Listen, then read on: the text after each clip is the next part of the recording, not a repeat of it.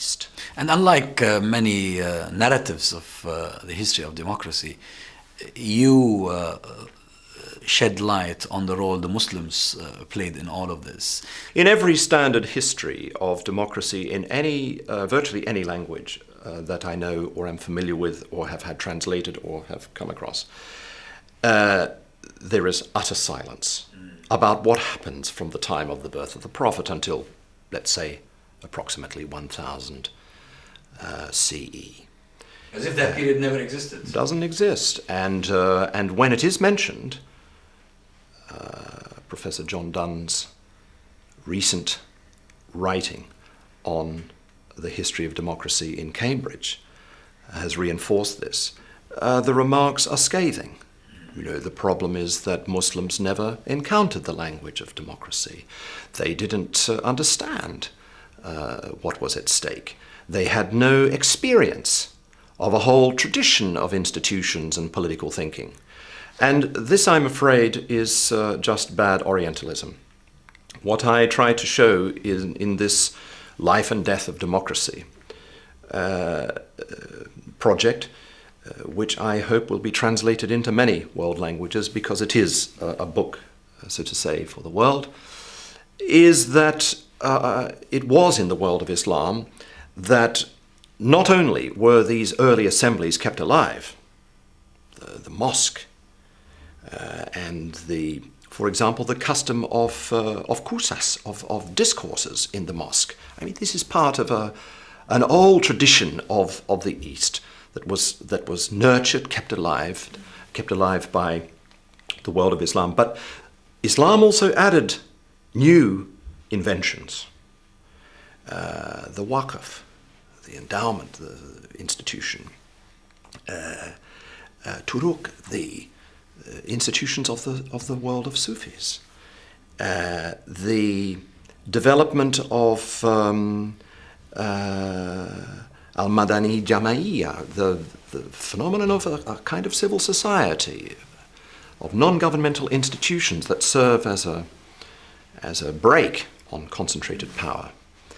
The importance of law, of the ulama, a body of jurists, specialists in law who are not playthings of governmental power. And of course, the early experiments with shura, with consultation, the attempt to find institutional forms by which power could be controlled.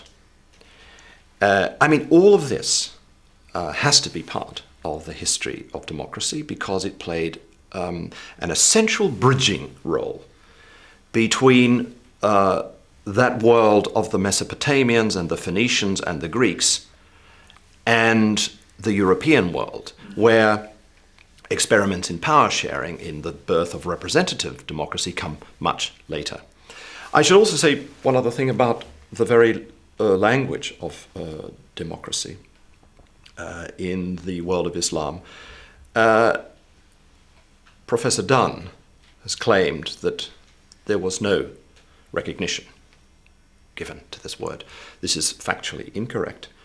And it's clear, for example, that in the work of Al-Farabi, the great scholar who died approximately 950, about whom we don't know enough, whose life still rather shrouded in mystery, who may have been killed on the road from Damascus by a mugger. This man was responsible for introducing into the world of Arabic, in translation, and with his own discourses, a strong, fresh, new understanding of democracy. And although Al-Farabi, born in Turkestan, had misgivings, particularly in his earlier writings, the mature Al-Farabi drew the conclusion that one of the good and irreplaceable things about democracy, understood as assembly-based government, is that it enabled good leaders to rise, that the cream, as he put it, could come to the surface of the milk. And this is in the year 950, I mean before the year 950.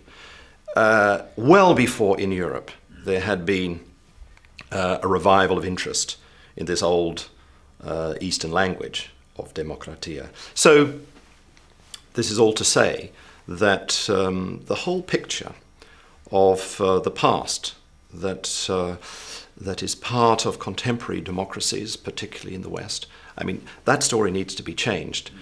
And in my own work, I think of this as rather like extending a vote to the dead.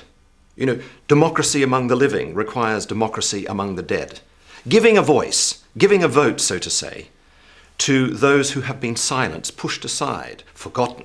Well, being fair to them. Being unjust to them, yes. And there's no doubt that great violence, I mean literally and symbolically, has been done to these much more complicated roots of what came to be called democracy and the institutions associated.